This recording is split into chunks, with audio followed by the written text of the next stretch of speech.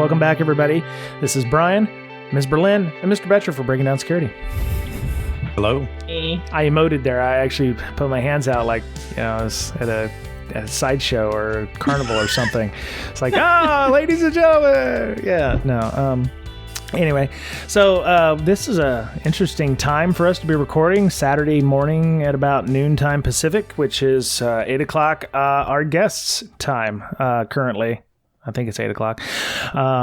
Daniel Cuthbert, welcome to the show. I'm going to go ahead and get us started here, and we're just going to get started because this might be a big show. So welcome, Daniel. Thank you. Thanks for having me. Right on. Maybe you could tell people a little bit about yourself and some of the topic that we're going to be talking about today. Sure. I'm one of the project leaders of the OWASP Application Security Verification Project, or ASVS. I've been so since around 2014, version 2. We're now on version 4. But it's definitely a community project, so we just kind of steer the ship. Right on. It's actually 7 o'clock his time, freaking time zones and daylight savings time being what it is. So, right on. So, can you tell us a little bit about what you do in your day job when you're not working for the OWASP, doing the ASVS stuff? Sure. I'm the global head of research for a bank called Santander out of Spain. Okay. Okay. Yeah, I've definitely heard of Bank Santander. Not a small bank, of course. No, she does well. Very cool. Okay. So, we got this. This was one of the suggestions of our moderator and supporter on our Patreon for. He suggested that since ASVS version 4 was coming out, that we reach out to y'all and get you on. So I have made a promise to my co-hosts to not hog the time on the podcast. So let's start out by asking what ASVS does, and then we'll just go from there. What does it do? It tries to bring some structure and rigor and normalization to the whole AppSec testing world, which is still very much at its infancy.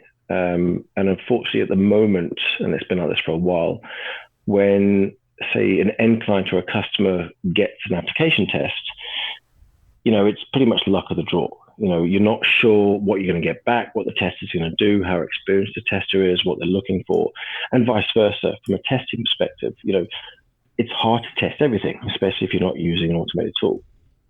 So what the ASVS tried to do right from the start was to say, right, here is what we expect, an application to be from a security standard. And there were 3 levels. So from the development side, we expect it to have X, Y, and Z. And then from the testing side, we expect you to look for X, Y, and Z too. And the idea is that on both sides of the field, everybody's got an idea of where they're going. And the end customer also has an idea saying, well, if I've picked a company and I say ask for an ASVS level 2 test, I know what they're supposed to be doing. So it kind of just brings a bit of a structure and, methodical way to test applications, if that makes sense. Okay. That kind of goes against I don't think it goes against the goals, but it says it has in the document, and this is version 4, 2 main goals: to help organizations develop and maintain secure applications is the first one. And then the second is to allow security service vendors, tools vendors, and customers to align their requirements and offerings. So yeah, the second point, but isn't the main goal to help organizations develop their applications? Yeah, it's a bit of both. If you look at right at the start when you decide, right, I'm going to build a widget. I've decided I like cars, so I'm going to sell cars and I'm going to build an application that sells cars. You turn to what standards are available. And the idea behind the ASVS is that, hopefully somebody would look at it and go, right, what is a secure web application today? And they'd look at this, and they look at all the other standards and say, right, this is what we expect from an application. And they build that into the functional requirements. So they say, right, we have an application, you can buy cars, so therefore we're going to allow online payments and personal details. We've looked at it and we thought, okay, it should be a level 2. All right, well, what does level 2 mean? What is that kind of thing? They go into the ASVS standard, they can see, well, actually, yeah, I need to have this, this, and this. And if they put it that way right at the start of the project, and everybody understands what constitutes a secure application, as you'd expect through the life cycle, we hope, that the common things that we're still seeing in the web today, SQL injection, XSS, LFI, RFI, all that kind of stuff, technically shouldn't exist. Now, that's an ideal world. And the reality is SQL injection is now old enough to drink in America. We're not there yet. Okay. Yeah, I can understand the levels now that you'd explained it better. You need to find out what level your application needs to be at. It doesn't necessarily have to be at level 3. It could be a level 1 application, right? In which case it doesn't need those level 2 and level 3 security functionality. It's nice to have, but. Yeah, so perfect example. Let's take a marketing brochure-based site. Might not be based on WordPress, hopefully not, but there's very little functionality. It might be static HTML. There might be some form of input, taken from the client and pushed back to the client, but it's not critical. If it doesn't hold payment information or PI or anything else, that could be very much at level 1. Now, at the same time, from the testing perspective, we want to make level 1 as easy for the automated scanning market to incorporate that to their tools so that it becomes very easy to scan for that.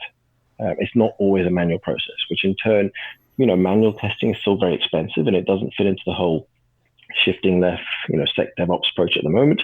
So there's a bit of a conflict between the two sides of the industry at the moment. It does require the marketing companies or the websites to actually know what data is being captured, right? I mean, a marketing website will often have an iframe or something that'll say, hey, we want to tell you more about our product. Put your information in here. And that may be an iframe that goes to Marketo or to, any one of the email harvesting systems. So that could easily become a level 2 kind of requirement with, how the information is being shared or what is being collected, right? Oh, totally. And you've just touched on the point that we still struggle with in the AppSec world, is that what does my application do? Where does the data go? Where is it stored? Where it's pushed out? Who has access to it? We're still struggling with that. And you see that with all the breaches. And one of the things that we've done with version 4 is, let's start doing more threat modeling. Because the nice thing about a properly done threat model right at the start of the project is that you understand where the data is. You understand where it's going, how it's being processed. But, in 20 odd years of doing AppSec, I still see very few companies doing a threat model. And I think it was possibly because the tools just weren't usable. The Microsoft threat modeling tool was really awful. And a lot of people just saw it as a hassle. They didn't see the benefit of it. But there's been a big push recently. There's some great tools out there. Such as various risk from Continuum, that's really easy to use, and you get to see where your data is going and who has access to what. So we're hoping there's going to be a bit of a resurgence of threat modeling.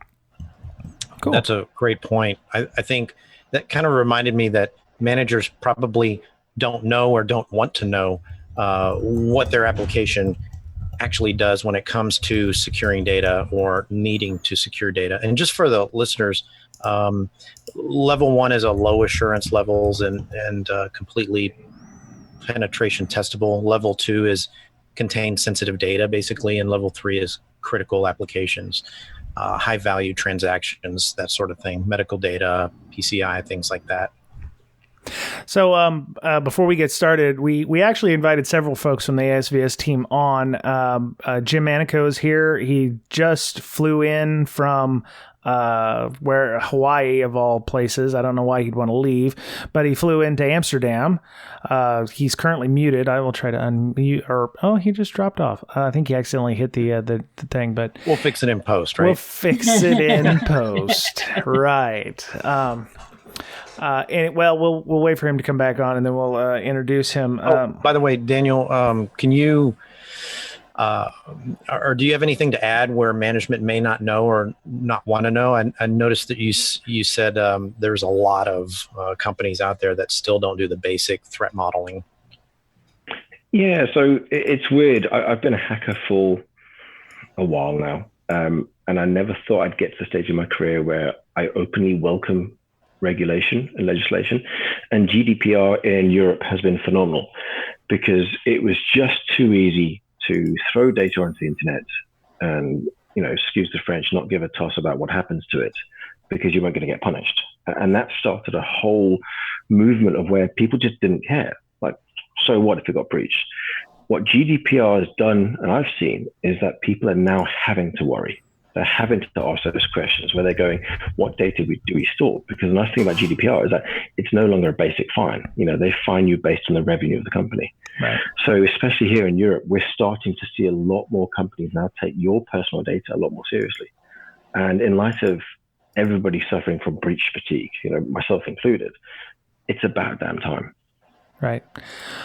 So Jim has joined us again. There's a mute button over there on your left. Let me see if there he is. How's it going? Hello, Daniel. Hello, Amanda. Amanda, Hello. I'm Brian, and that's Brian over there, but I call him Mr. Betcher. So, Mr. Betcher, hello, sir. Yes. Hello. Jim, before we continue on with threat modeling and discussion of levels 1, 2, and 3, can you tell the world about yourself a little bit?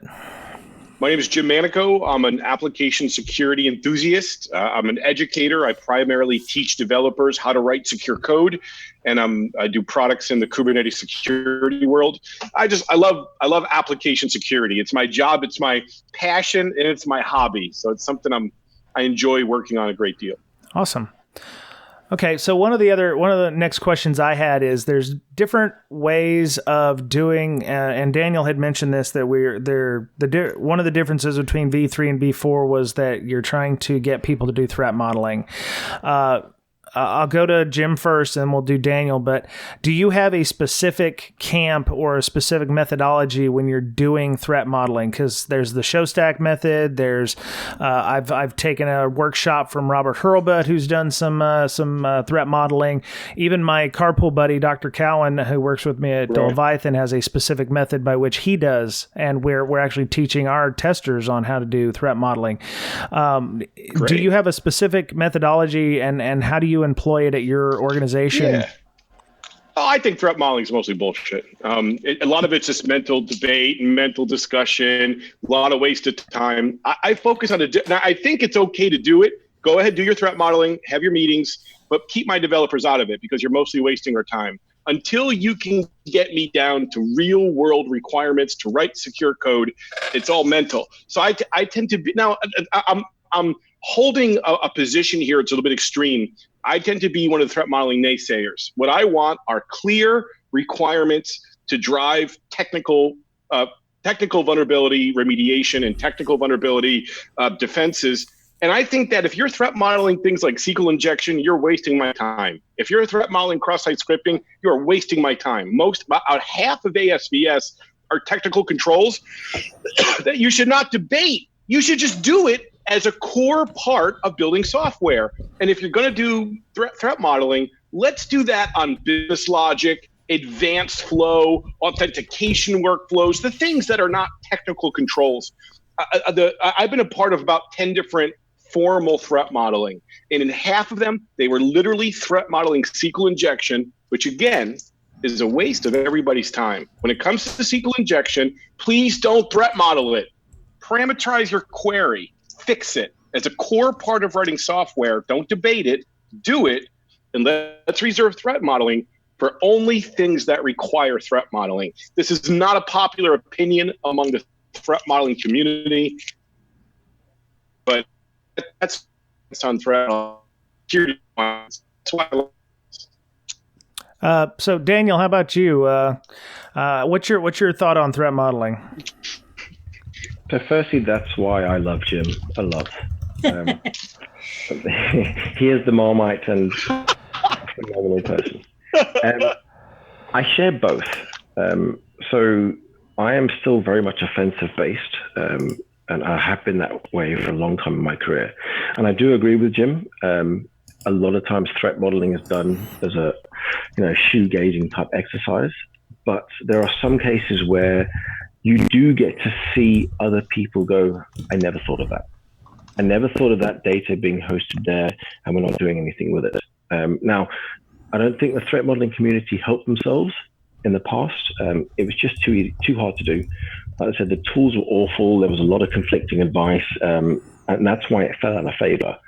But I'm starting to use it more and more but not the full-blown ones for my dev sprints, where we're trying to look at where data is being pushed out, obviously in a multi-hybrid cloud approach, who's using what, who has access to what regulation and compliance are we, trying to deal with. So I can see both sides. Mm-hmm. So we don't to Jim's point, we don't threat model cross-site scripting and SQL injection, at least at our organization either. We kind of go at the 1,000 or 5,000 foot level, where we're looking at individual components. It's a web server, it's an API, it's a database server, it's a user, it's an API a call or something like that. We don't actually do those individual bits. We do actually require a developer or a dev lead or something to be able to tell us how the system works, because we need a whiteboard and somebody who actually knows how the system works. Otherwise, we're just sitting here talking to managers who don't know as much. So we're not down in the weeds either with regards to that. We kind of keep it as generic as possible, because our scope of our engagements are often suggested by what we consider to be a critical component in the environment. I'd like to make a quick nod to Daniel saying it. I think he's right. I think the techniques and tools and just the culture around threat modeling has gotten way, way better. And you cited Showstack and you cited Robert, and these are two of some of the best out there in this area. So as much as my concern has been pretty negative about threat modeling, I am being dragged into it, and I appreciate a lot of the modern work done in that area in the last couple of years. So I want to nod to that as well. Cool. Well, to add to that, so I'm heavily associated with Black Hat, which is very much an offensive conference. The last 2 years, we've been looking at how we get more talks and workshops in that are traditionally dev focused. And the one training workshop that does really, really well, and you never think so, is Seba's threat modeling workshop. And it's a whiteboard threat modeling workshop. And you think, my God, it's being done at Black Hat in Vegas full of hackers. But the reviews are phenomenal, because a lot of people go, I never thought about that.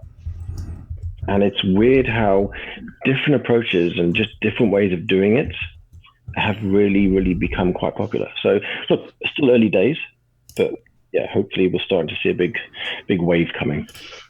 So, Jim, you mentioned that. Wait a second. You're saying you're apply coding to picked finally, or? Sorry, but Jim, we didn't get that last little bit there. Broke up, Jim. You're saying how attractive I am, and I've got great hair. Enhance, man, you are. No, I was saying, is Black considering things like secure coding talks and defensive talk in this era now? Is that what you? Yeah, I mean, so year before last, we gave the first Sec DevOps training course at Black Hat. Very nice. Might be something to highlight when we look up if people are interested in doing that. So something other than hack all the things. You're gonna I can see a shift where it's become more important lately. Really? Yeah, okay. just security in general to devs, because there's a really, really big dev conference right down the street from me, and the last couple of years they've really ramped up just security in general at the conference, and they have an entire track, and it's kind of coming from both directions now, which I think is nice. Nice. That's awesome. All right.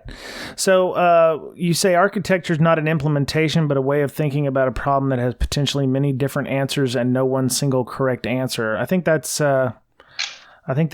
fairly correct. You all mentioned in version 4, you mentioned if everybody used SAML, then we would have no worries about what to secure. But unfortunately, not everybody uses SAML or for authentication purposes, and it's not feasible in some organizations. Well, keep in mind, SAML is not really authentication. That's more federation. That's the real use case in SAML, and it's still a pretty good protocol. It's just that it doesn't play well in the modern world of the web. It doesn't play well in the federated environment that we see across multiple websites. So OpenID Connect has really taken over the role that SAML used to play. So we asked Daniel earlier about what the biggest differences between ASVS v3 and v4 was. He said it was the threat modeling. Is there any other, Jim, any other differences that you see there with regards to any other bigger differences there between the v3 and v4? Well, what I think is the refinement of the actual requirements is extremely powerful. We had a lot more participation. There was a lot more scrutiny of each individual requirement. We brought NIST 863B into the party to rethink all of authentication, which I think was powerful. And it's just like ASVS 3, I think was good, but a lot of the requirements didn't get enough debate. And we got that debate this time. You can look at all the debate over GitHub, and I feel we did a good job of embracing everybody's comments. We didn't care who gave it. We really took all of the individual requirement discussion seriously, and I think that level of refinement shows in the depth. And I think that's just going to continue as we go to 5 in a couple of years, because being able to discuss in a concise way what developers or even testers should do. We debated individual sentences for days, and I think that's helpful when you're trying to build a standard. So the refinement of the individual 200 or so requirements is what I'm personally most excited about. When I take ASVS and I use it in my work, I remove the top, remove the bottom, just grab the requirements and fork them with individual teams so they have a clear, secure coding standard for their individual project. That's my personal use case of ASVS. Mm-hmm. I'm with Jim there. So it's not just the threat modeling. What we tried to do with 4 was make it a lot more usable. There's no point having a standard which nobody can use, because then it's just mental masturbation by the people writing the standard to say, look, I've done a standard, but nobody uses it. If you look at the flow of 4, and it's not perfect, there's still a lot of issues, the community was phenomenal. Literally, I couldn't gush enough about the people who gave up their time to go through and just say, that statement doesn't make sense, or we should rewrite it like this, or have you thought of this? And it really does show with everything there. It's just a lot more polished. Mm-hmm. I agree, Daniel. And I think even more important, if you look at the history of ASVS, the first version was written by 3 people in a closed room, and someone had to get it started. That's great. And as ASVS went to 2 and 3, each tier up involved more community. And ASVS 4 was just flat out open, transparent. Every discussion was on GitHub. Anybody could jump in and comment. As a side note, OWASP Top 10 went through the same migration. The early versions of OWASP Top 10, that was a couple people who made those calls. And that has a global impact on security. If you look at what happened to OWASP Top 10 now, it's been taken over by a new group, 4 different people, 4 different companies. It's all on GitHub. So the level of transparency we see at these crucial OWASP projects, especially ASVS 4, big impact on quality and integrity, I think. Cool. So I'm looking down the document here. It says version 1.5. It says in 4.0 we were moved away from the term server side as a loaded trust boundary term. Why? What was the decision in that? I'll go to either Daniel or Jim. Well, here's an interesting note, right? If you're into the OAuth protocol, I just got back from the security working group in Stuttgart in Germany, and they use the term client a lot. What about the OAuth client? Well, that could mean a server, that could mean a mobile app, that could mean a native app, that could mean a background process, that could mean your web browser. So, what a server is and what a client is in the modern era, these terms are way loaded. So I don't know why the actual decision was made, but I can understand it as we look at modern standards and look at how they cite these core terms, and they're mixed up. Like if I use the term web client, what does that mean to you? That means to me a browser, but to the OAuth standard, it means a web server because it's a client to another authorization server. So things are getting complex. So when we throw these terms around, we can't just say server. We should be clarifying really specifically what we're talking about. Okay. I'm with Jim. I'm blonde. I get confused very easily. I think if you go back to the very early days of the web, it made total sense. But in 2019, no, you just don't stand a chance. Like, what is server side? No. Do you worry that going away from the term server side would confuse people? No, I think web AppSec is still very hard and confuses a lot of people. But I don't think this would, generally cause a lot of confusion. That's my gut feeling.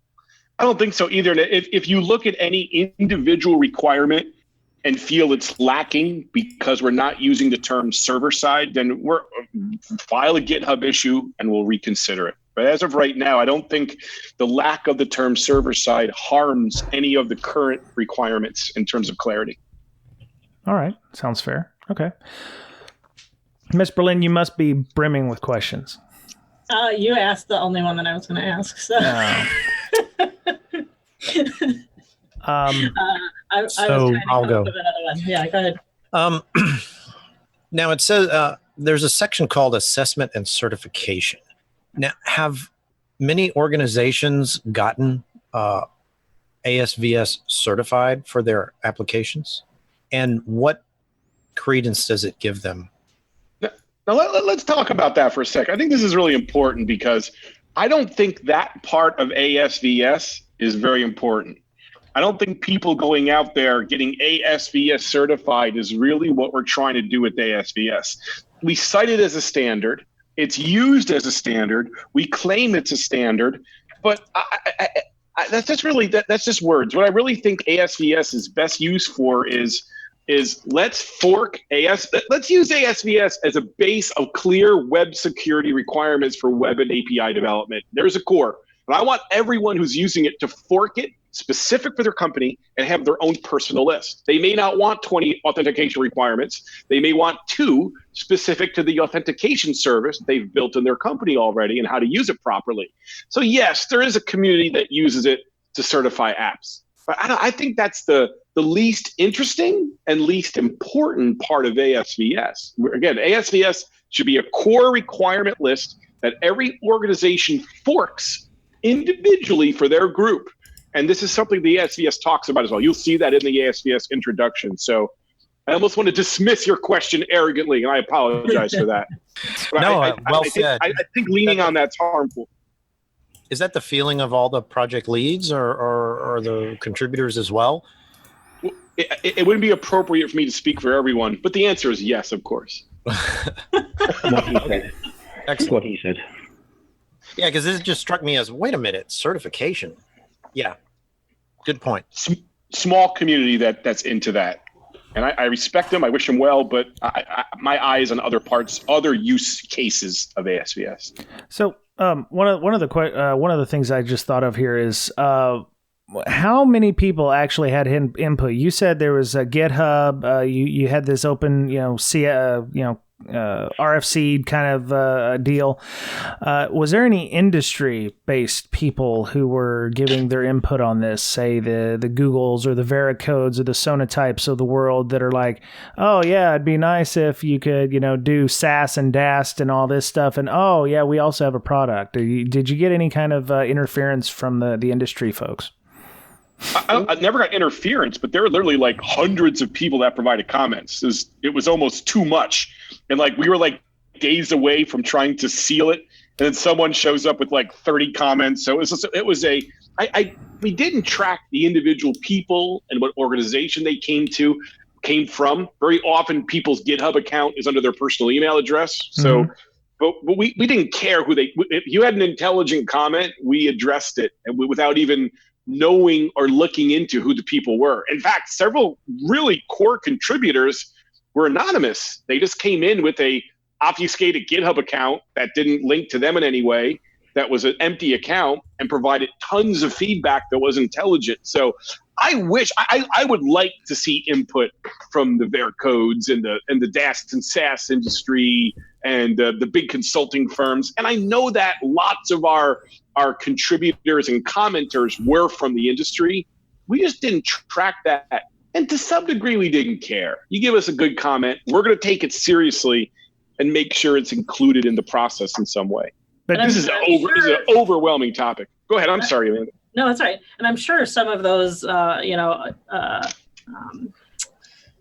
hidden GitHub accounts or whatever are from those, main companies in the industry. They're just maybe, everybody has, reasons coming down from corporate that they're not allowed to like officially speak for on behalf of the company. And, I assume that might be some of the reason why some of them are anonymous, but.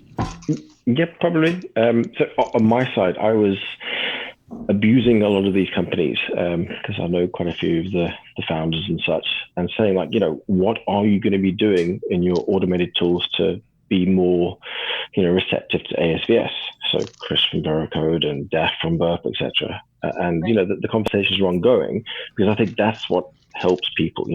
Just running a web app scanner. And to go back to the certification thing, there are still some industries that desperately require certification, especially those in the financial services and government. And that's where it kind of helps. You can say, right, okay, you can be, and I'm using the term certified in air quotes here, you can be certified to be tested and built against a level 2. And it gives everybody a warm and fuzzy feeling. And then on the flip side, you say something like Veracode or Q1 or whoever, right, can you at least offer a level 1 automated scan? In your product roadmap type thing. So there's a lot of discussion going on, but yeah, I think a lot of the anonymous comments were from people in the industry. Right. And can you imagine being a DAS scanner company, worth $500 million to $1 billion, already dealing with the challenges of being a product company, and then some nonprofit group releases a standard that tells you how to enhance your tool. So, we don't. A lot of the tool vendors aren't always happy to have their hand forced, but that's what we're trying to do in a respectful way. We're trying to raise the bar and add more consistency to how people approach assessment, have a common definition for how to approach assessment. But I feel for the product companies. It's not always easy to take our advice and just roll with it. No, I personally would rather get it from the nonprofit just because you don't want a standard like that coming from somebody that wants to make money off of it. Yeah, I believe that the people who are in charge of AS, the 5 of us who are the project leaders, I do this because I got asked to and I'm interested in it. And I believe Andrew is the same way. I know Daniel is the same way. So I think that we have Josh Grossman just jumped in and provided prolific level of help and support this year. And he was made a project leader because of his work this year. I know the 5 of us pretty well, and we're just fanatical about this. We're just into the topic. It's our hobby. It's right. It's our passion. And we feel that we can contribute something that will help everybody write more secure code. So I feel really good about this group and what our intentions are behind doing this. And if a few people who are volunteers showed up, they obviously had an agenda in terms of what they were suggesting, but it was an intelligent agenda. They were intelligent suggestions. So everyone's got an agenda. I don't care what your agenda is. If it's intelligent, if it's going to help people write more secure software, if it's a reasonable requirement, then we're going to include it in some way. Right. You mentioned raising the bar, and I'm looking at the section on passwords. Every one of these here we go. Has level. Beautiful. Every one of these has level 1, and one in particular stands out. Bring it. Verify that Unicode characters are permitted, right? So yeah, emojis. I mean, that's a emoji. Heck, about 6 months ago, one of the top banks had their entire system go down across the entire bank. You know why? Because someone used an emoji in a security question for the first time, and their old mainframe couldn't handle it, and the whole organization choked. So here's what it comes down to. People have emoji on their keyboards, and if you don't support it, you're not building good software. End of story. But if you have a different opinion, I'm eager to hear it. The password thing, my God, it frustrates me like you wouldn't believe. It's so beautiful. We've had, Bill's advice from NIST in, was it 2003, where he came about with the whole complexity stuff. Yep. And that was the Bible for so many people. Yep. And I've had fights with audit who say to me, somebody who is very offensive in his nature of his career, who cracks passwords and does all that stuff, telling me that my 4-word passphrase is incredibly weak. And you almost want to beat them. Totally. Try and crack that. Trivial. Really? Hashcat. You're talking about XKCDs, like horse battery staple pattern. Yep. That's garbage. That's a garbage policy. There are specific hashcat attack patterns that will walk through 4-word patterns from the most common word dictionary, making that a very crackable pattern. I don't see it as 4 words. Who said I'm using English? What's that? Who says I'm using English? Now you're doing good. If you're using non-standard vocab for your 4 words, you're in a better place. But keep in mind, XKCD, you're citing a very famous comic, horse battery staple pattern. That did a disservice to password storage. I'm sorry, we're fighting here. We're arguing. We're on the same team, Daniel. Even though I'm right, I'm gonna shut up now, Daniel. I'm sorry. No. My point was, we still enforce these silly password requirements that frustrate the crap out of everybody. We have password fatigue. We have it being impossible to type really funny characters on a mobile phone. And that's what most people use today. And they're still not using password managers. And the whole password guidance advice in the industry just hasn't moved. It's still stuck in 2005. But then you have NIST and you have GCHQs, NCSC pushing out solid advice, and yet companies still refuse to use it. They're still forcing these forced password resets, uppercase, lowercase number, special character crap, and it's just not helping people. I agree, Daniel. The 4-word thing, we'll debate that a different time, but I especially love NIST 863B's advice on passwords. It changed everything. It really did. From uppercase, lowercase number, special character to drop all those rules, 8-character or larger passwords. I prefer 12. That's why we changed it. Other people did as well. I mean, not me. That was Andrew who made that call. But stop credential stuffing. Don't allow common passwords. Handle brute force attacks. So how the password policy evolved and how we dovetailed off in this 863, we don't care about the raw math. We care about how attackers are actually going after passwords in the real world today once that stuff is stolen. And it's a very different threat landscape of how authentication password systems are attacked compared to what we saw, a decade ago. So this freaked a lot of people out, really freaked people out when they saw 863B. With cloud now, Amazon, AWS, you have to care about the math too. It's just not the sole thing you need to focus on. We always have to care about math. You're right. I'm sorry. We do have to care about math. I guess my point is that when we use these patterns, uppercase, lowercase number, special character, that puts you in a really common password topography. And we see some of these cracking engines will just look for passwords with those particular patterns. It does us a disservice. It's not the right pattern to build the best passwords, right? Because even if you have really complex passwords, people reuse them across multiple sites. Those site passwords get reused. One site gets hacked, DrocU gets hacked. That password gets leaked, and now we have a username password we can try in different services as an attacker and pop some accounts. That's not math. That's just bad user behavior and password reuse. And this is something that wasn't considered in the past that is now needs to be considered in an authentication system. That's what I mean by it's not just the math. There's other threat-specific factors that have been included into password policy that were not there in the past that are very important. Going back to the requirement of emojis and things, it's just so frustrating when you come up with when you generate a 32-character password and the rule is, oh, well, you can't have a $sign, sorry.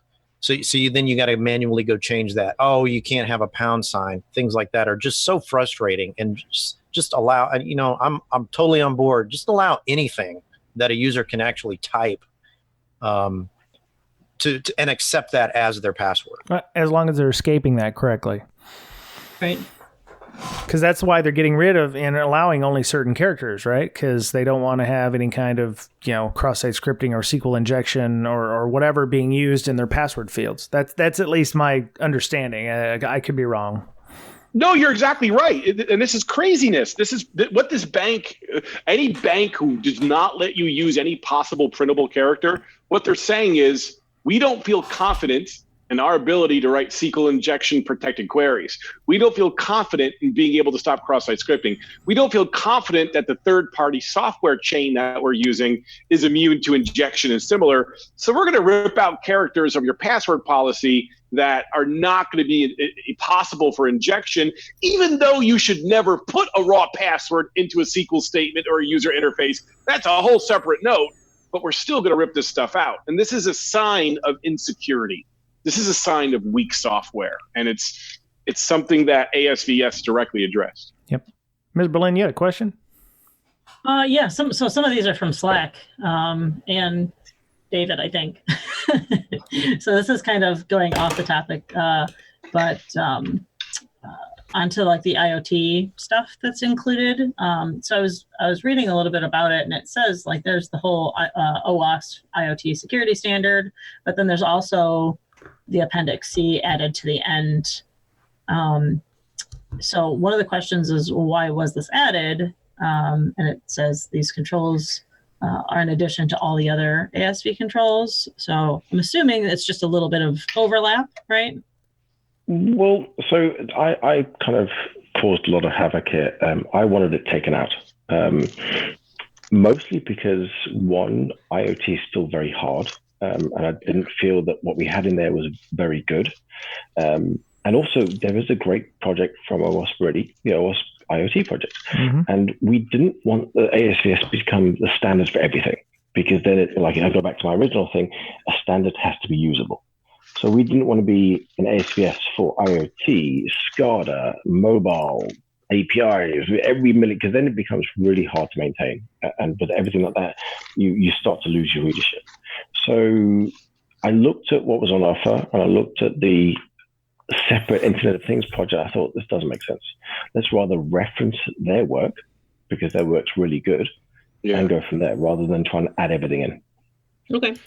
And Amanda, I was one of the volunteers who went out to the IoT team and got them to contribute to the IoT section to ASVS. And I was probably the last holdout. I was unhappy that we were going to remove their contribution, but Daniel was right. He was spot on. It didn't fit the flow. It was overreaching, and there's already great existing work being done. So we just pointed to that. So Daniel had to drag me kicking and screaming, but he was definitely right.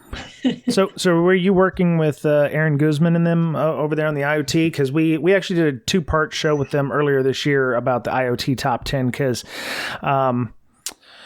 we may or may not be doing some stuff with IoT platform developers at our company. And when we saw this come out, the first thing I told my folks at our office was, this is going to be the new standard that people are going to follow, regardless of what other standards are being out there, because OWASP top 10, is like the de facto standard for web apps.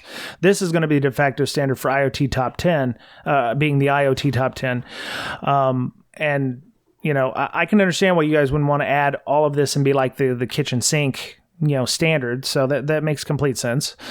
But yeah, there's a lot that overlaps here with this. I mean, a lot of IoTs have web apps. A lot of IoT have, password issues. A lot of them have, additional communications aside. But I see a lot of overlap on this and the IoT standards. Oh, absolutely. Just keep in mind, like, the ASVS is really the WASVS. It's the web security ASVS. There's also that massive mobile ASVS.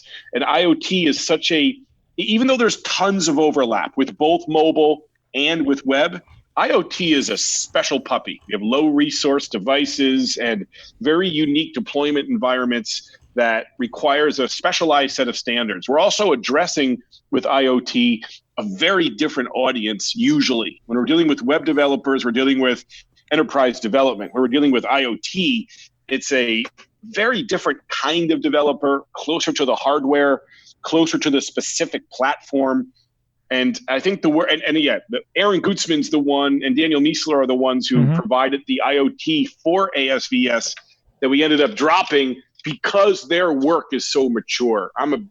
Aaron Gutzman is amazing. He goes and gives talks to the FTC. Miesler is one of the top brains in machine learning, and he's a great intellectual about this stuff. So their work stands by itself. They don't need us to copy it. We can just point to them, and I think that's enough for this phase.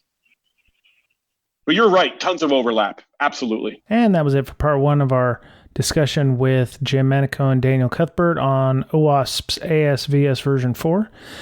Have a few announcements before we go. Workshop Con is giving some training out. If you're interested in, and you live in the Northeast, or you're able to make it to Boston, the SpectrOps folks are doing an adversary tactics red team operations training from June 4th to June 7th, 9 a.m. to 5 p.m. all 3 days, or 3 days, yeah. And practical web application pen testing with Tim Tomes is going on as well during the same time from June 5th to June 7th from 8 a.m. to 6 p.m. And, sounds like a good way of learning some new skills if you're interested in either one of those. So you can go to workshopcon.com and get some tickets or sign up if you'd like to do the training. My friend Rob Shane also does a conference, which is ironically enough in Boston as well. It's going to be a Source Conference. So he's going to be doing that from the 29th of April to the 3rd of May this year. Training's actually happening April 29th and April 30th, and the conference is the 1st, 2nd, and 3rd of May. So if you're interested in learning a little bit about various people in the InfoSec industry, or how to be a better leader, or you want to work on your your blue team and your red team skills, there's more than enough ways to do that with those two conferences. With Rob's conference, you can go to sourceconference.com/events/Boston19, and then you can get a ticket or two. All right, so you can join our Slack. Brakesec has a Slack. It's very active. We've got a lot of people on there, a lot of good information being passed around. We have a sim club that meets regularly. We have a book club that meets twice a week, one for our European and Asian folks and one for our US-based folks. Or you can meet, it's on Saturday mornings for the European and Asia Pacific folks. So if you're in the US and you want to join on Saturday mornings, you can do that. You can join our Slack by emailing either bds.podcast@gmail.com, or you can send a Twitter DM to @Brakesec, which is also the official Twitter handle of our podcast. So for for the people who are on this episode, Daniel Cuthbert, he's on Twitter. You can find him at D, as in dog, Cuthbert, Cuthbert, and you can find Jim Manicode on Twitter as well at Manicode, Manicode. And okay, so for the hosts, Mr. Betcher can be found at BetcherPwned on Twitter, BoettCherPwned, and he's also the lead developer of a program called LogMD, which allows you to do some forensic analysis of your Windows boxes, find out what you've are logging or not logging, and it's a nice method by helping you detect what you may be missing in your environment. So if you're interested in doing that, you can go to log-md.com, or you can follow them on Twitter at log_MD. Ms. Berlin can be found at InfoSystir, INFOSYSTIR, and she has an organization called Hackers Health, which is dedicated to helping people in InfoSec understand how, their anxiety, how to cope with anxiety or nervousness or, imposter syndrome or things that affect us from a health point of view. And she does villages, she does at conferences. She also has a store. If you're interested in finding out more about her, you can also go to Hackers Health on Twitter, which is Hackers, Hackers, Health, Health. And finally, you can follow me, Brian Brake, on Twitter at Brian Brake, BryanBrake. And I'd like to thank all of our patrons. For those of you who don't know, this is a weekly podcast. There's a lot that goes on behind the scenes to make this possible, and we're currently listener supported. So if you are interested in helping out, giving something a little bit, maybe you got a little, maybe you got value from this podcast or one of the other 270 odd podcasts that we've done over the past 5 years, you can leave us a couple of bucks on Patreon, or if you don't like Patreon, you can send us some money on PayPal. So you can go to brakesec.com/BDS Patreon, or you can send us some money on PayPal at brakesec.com/PayPal BDS. And, barring that, let's say you want to get a t-shirt or a coffee cup or some stickers printed out or something like that. We have a TPub store where you can go and get all those kinds of things. You can even, get a t-shirt and show your support for the podcast. And we get a little kickback for that. If you don't want to do a Patreon, we get a couple of bucks back for every t-shirt that gets sold. So you can go to brakesec.com/store and help out. So we'll be back next week with part 2 of this conversation we're having with Jim and Daniel. It's something that I'm finding very interesting, and I'm glad that it's there, because it's definitely spawned other topics that we'll bring up in the coming weeks. So if you've got some feedback on what we've talked about here, I'd love to hear it. So you can hit us up on email or Twitter and join the Slack. So that was it for Breaking Down Security this week. Please be nice to one another. Take care of yourselves, because you're the only you have. And we will talk to you again soon.